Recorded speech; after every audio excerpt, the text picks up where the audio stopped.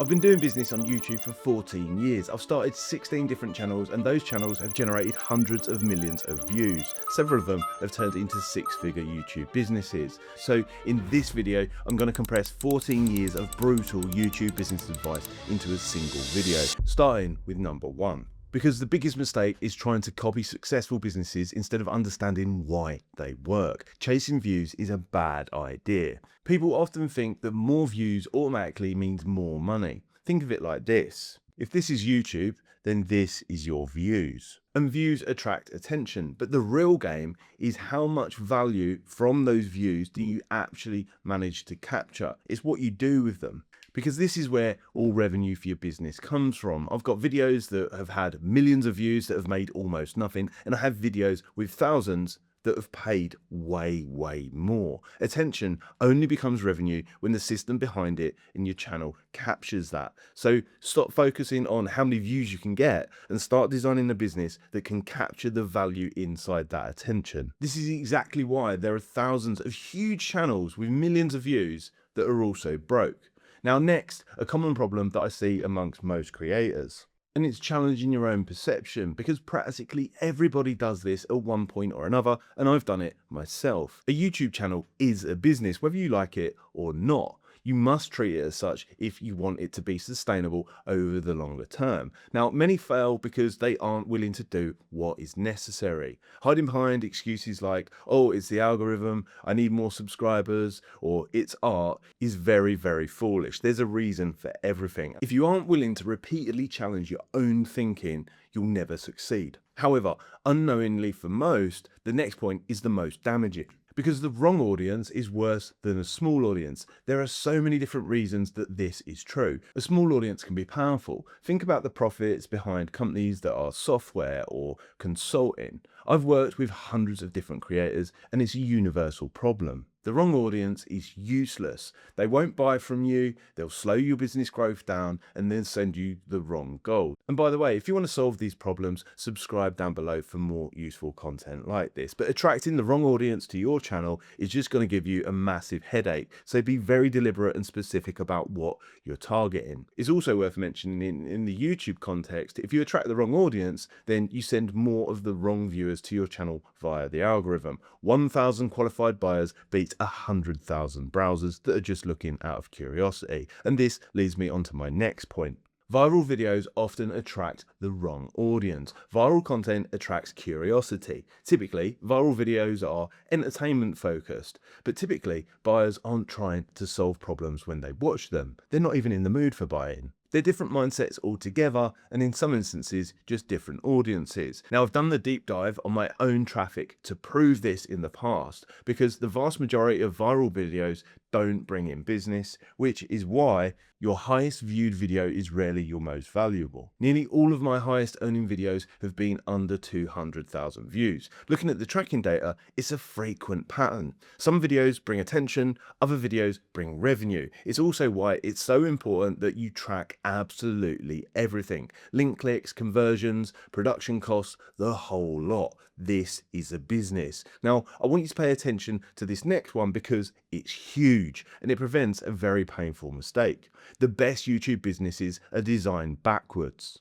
Start with the customer first and then build the first offer, or at least have it planned out in some format, and then create the content and build the audience around it. Because the absolute worst thing that you can do is blowing up, not getting paid, and finding out that your solution is highly misaligned with your audience, thus you don't make any revenue. I've done this before and it's incredibly painful. Please, if there's one thing you take away from this video, do not do that.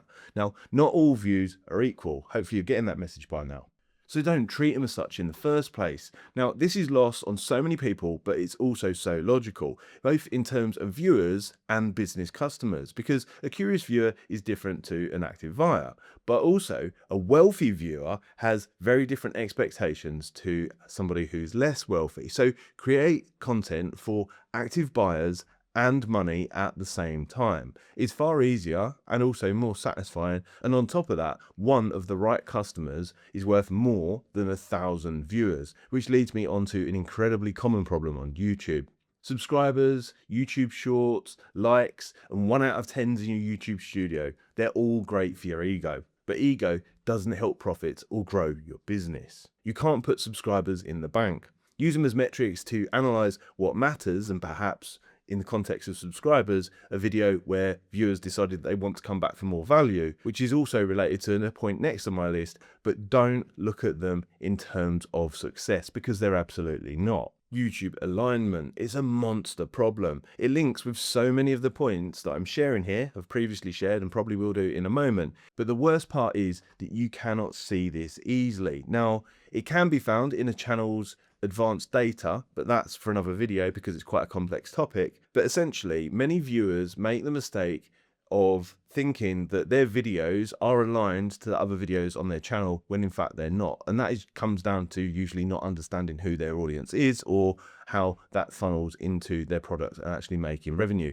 But this mistake single-handedly kills YouTube businesses. Think of it like this. Your content must match your audience, and your audience must match your offer. And your offer must solve a real world problem that your audience actually has naturally. When those things align, revenue naturally appears. And this is exactly why a single video can generate serious revenue. So my suggestion is stop asking how to get more views and start asking if the audience actually needs what you're selling. But remember this. Topic overlap does not guarantee audience alignment. It's a simple mistake to make. Topics might look related because they're about similar things or in the similar category, but viewers' intent is very different to the topic. The best results come from aligned intent, which is obviously linked to a viewer's mindset, what they're thinking, what they want, and what they need. Many creators accidentally build audiences that never buy. And this is similar to my second point because you need to really hold the mirror up here. Is your audience there watching your content to buy something? Entertainment audiences are a prime example. You're probably only going to make a few quid from sponsorships and AdSense. Audiences that want to hear the latest news are in a similar category. And podcasts, actually, a lot of the time, aren't quite as effective because the audience is there for the guest, not necessarily for the podcaster. That obviously depends on what product they're aligning and offering the audience or what sponsorships they're putting out there. But the point is, they all have their own place, but really the audience, if it isn't there for you, then it's not going to be totally effective in terms of revenue and business, which essentially should be why you're doing all of this. And also, it's the thing that powers everything when money comes in, right? So the more you think about it, some content actually attracts attention whilst reducing buying intent. And that's even worse for the business because criticism videos, conflict videos, or outrage videos might get amazing views, but they actually reduce the perceived value for what you're offering and the surrounding industries a lot of the time. Others naturally destroy your urgency. It all depends on the topic. Again, I've done this myself. Being right and having a point feels really nice, and it might get you lots of views, but it's not good for business. So think about viewer psychology. Now, if you want rapid growth and leverage monetization, you must do this. Because if there's one word that is the most important to creating a business on YouTube, it's psychology. What topics, categories, pain points, and views do your audience already have? And what are they feeling? What does their day typically look like? If you know your ideal viewer intimately, everything else gets so much easier. Now, my next point is topics versus problems. Because topics attract viewers naturally, and also problems attract buyers, but they're different things. And the difference between the two can be a profitable YouTube business. Now, you might need to cover certain topics as part of your channel, but ultimately the viewers need what actually matters. Most creators make content that they want to make, but let's get something straight here. This is YouTube, not MeTube. The winning strategy is to actually make what the audience wants, not what you want, unless you, of course, are the perfect viewer for your channel. But the chances are you're just not. YouTube is a distribution-free engine, and this idea completely changes how you see YouTube, because a lot of creators treat YouTube like it's their business, but that's also partly a dangerous move for multiple reasons. We don't want them owning our business, YouTube. We want to use YouTube to gather customers and leads, and then the business lives outside of the platform with the platform sending us customers and viewers. It monetizes way better and gives us more control over our own business. The biggest creator businesses earn far more from products and items off platform than ads. The channel creates trust, but the external business is what captures that value that I mentioned up here in point 1. And this is because AdSense revenue is the smallest opportunity. You might get $8, $10 or $20 per 1,000 views if you're lucky, depending on your industry, topic and targeting. But simply, you need millions of views with every upload to make it worthwhile if you're relying on AdSense revenue. And that's not realistic for 99.9% of channels. Products, however, multiply that value and quite easily.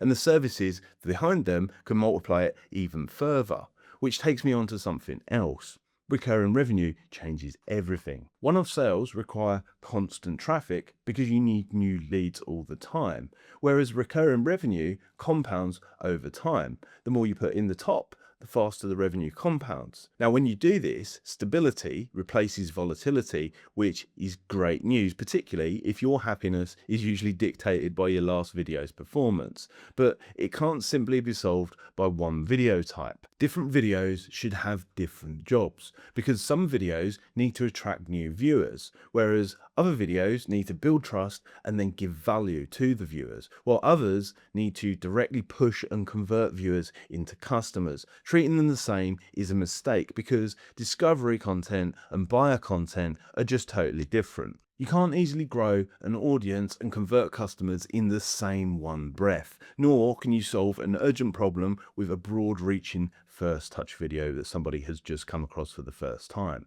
Both matter a lot, but they serve different purposes. Trying to do both in the same video often means you're effective at neither. Now, this is a big one for the majority. Directly promoting your business. It's so easy to be fearful of over-pitching your offers. A lot of YouTube businesses hate the ask and they worry about annoying viewers, and that's quite understandable, to be honest, but that fear creates a huge waste and an ineffective business. So ask and do it regularly. By the way, if you want help with your channel, there's a link in the description down below.